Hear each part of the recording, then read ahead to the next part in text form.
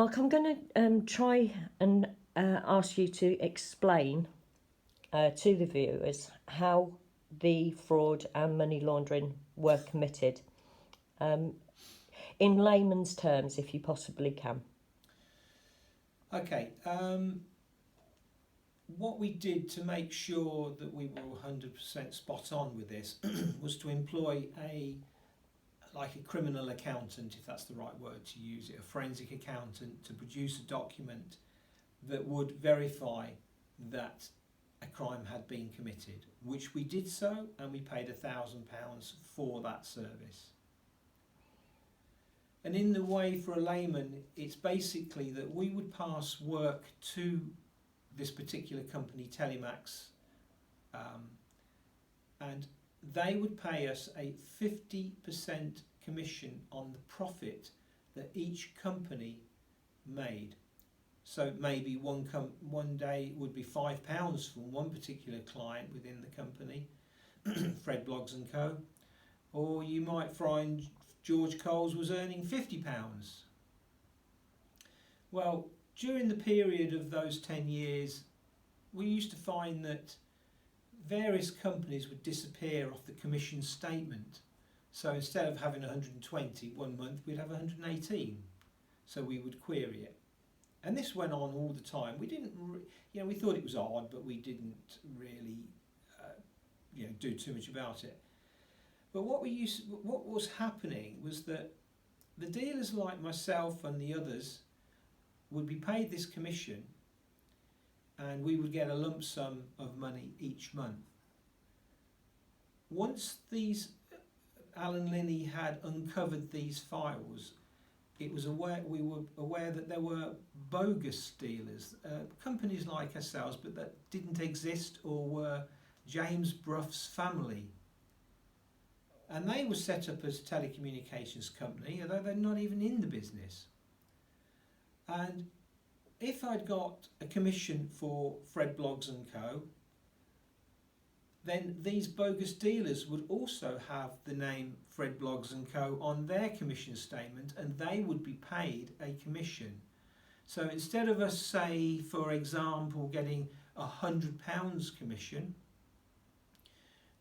which was rightfully due per customer or for a particular customer, these bogus dealers, which was Bruff's girlfriend, now wife, Bruff's brother, and another lady, they would get a proportion of that money. Instead of it being paid to us, was paid to them, and they're not even in telecoms. They wouldn't be submitting VAT returns or anything. If HMRC would care to check, they would see that these people aren't legitimate companies. So that money was going to being creamed off of the commissions from all of the dealers. We were the largest dealer. So the sheets clearly showed that, and the criminal or forensic accountant clearly found that and could see it very easily, and produced a booklet with all of this information, which was presented to HMRC via Northamptonshire Police, clearly showing the crime. Yes, it's complex, but the evidence is clear. To anybody that's got a little bit of numption about them, they would see what was going on. And not only that, was that one of the bogus dealers that was taking our money was also convicted of drug crimes and having a drug farm and growing cannabis. And she went to prison for this, or was convicted for it and serving a suspended sentence, whatever. We actually passed this information to the police to tell them, and while the case was on and she was being tried for this, we passed this information up to the criminal people that were dealing with her. Nobody bothered. Nobody was interested. Nobody wanted to know. I know that Nick Adderley, our Chief Constable, and Stephen Moulds, our Police and Crime Commissioner, are aware. I've put them on copy of emails myself. I've put you and Alan on copy of emails with them involved. Have you ever had any communications from them at all? None whatsoever.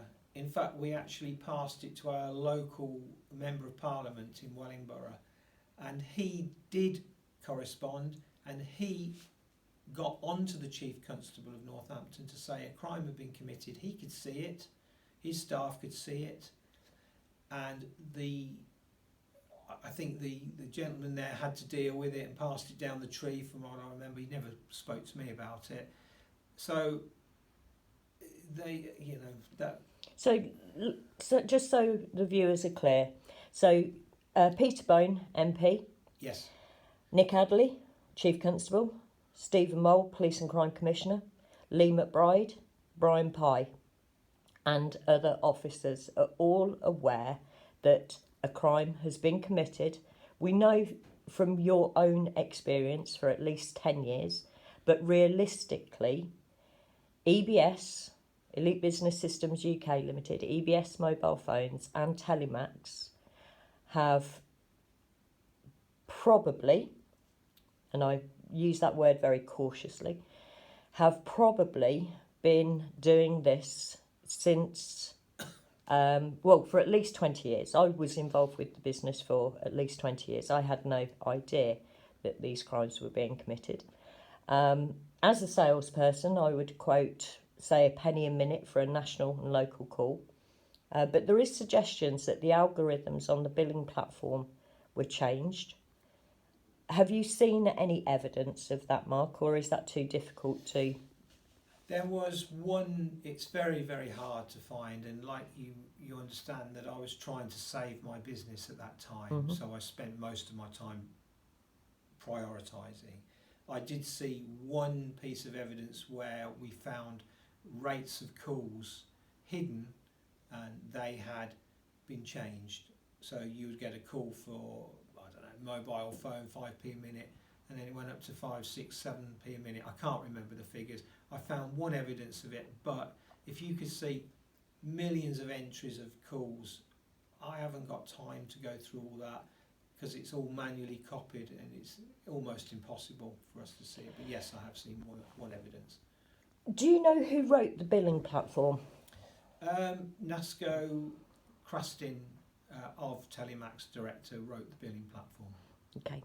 Now, Naz and James worked for a company prior to setting up Telemax, a company called Norcom Limited. Do you have any knowledge of that company at all? Yes, I do. Norcom were a company that we did deal with in my very early days of business. They suddenly disappeared. At that time, I had no idea why. And who ran that company? I can't remember, sorry.